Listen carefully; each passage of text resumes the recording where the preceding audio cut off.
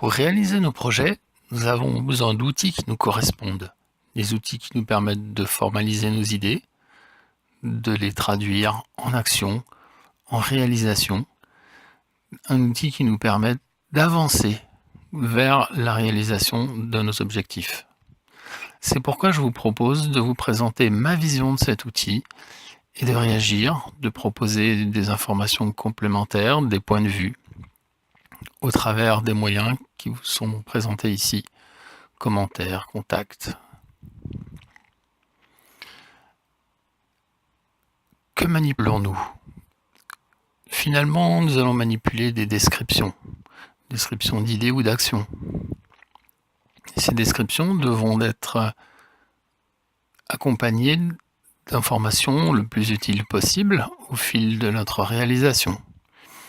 Ce sont des éléments qui vont nous permettre de faire des estimations de coûts, qui vont nous permettre de positionner dans le temps nos actions, qui vont nous permettre de les comparer les unes avec les autres.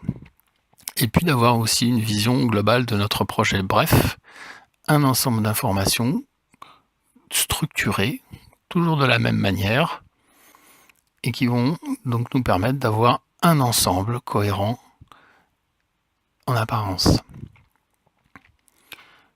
Qu'allons-nous faire de ces descriptions? Eh bien, nous allons les manipuler de différentes façons, parce que ces informations sont potentiellement dépendantes séquentiellement, ou bien de manière hiérarchique, c'est-à-dire qu'une action peut être le détail d'une action plus globale. Donc nous allons potentiellement en avoir un certain nombre et avoir besoin de les visualiser ou pas de manière synthétique. Bref, l'important est d'être capable de les organiser le plus facilement possible. Tout ceci afin de répondre à un certain nombre de besoins.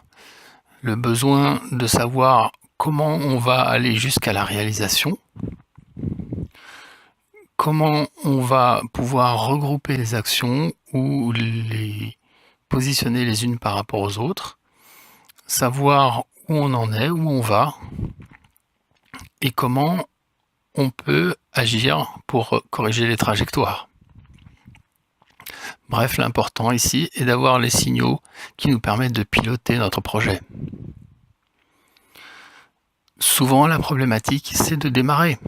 Et pour cela, l'outil peut nous permettre de découper les actions de manière la plus fine possible, de manière à avoir la facilité d'avancer. Mais aussi de corriger, de replanifier, de visualiser ce qui se passe et surtout de visualiser ce qu'on a pu accomplir jusqu'à maintenant. Si tout se passe bien, avec le même outil, nous allons pouvoir répondre à des besoins qui vont évoluer au fil du projet. Des informations supplémentaires ou différentes, des angles de vue différents qui vont nous permettre de réagir ou de transformer notre action, de réorienter nos besoins, et puis aussi interagir parce que nous devons nous en servir comme support de communication ou d'interaction avec les autres. Ce qui compte avant tout, c'est d'être capable d'utiliser cet outil jour après jour pour avancer et faire avancer notre projet au quotidien. Donc en résumé, nous avons ici les différentes clés que j'ai essayé de partager avec vous. Au final, cet outil, nous avons essayé de vous le proposer sous une première mouture qui, j'espère, vous sera fort utile.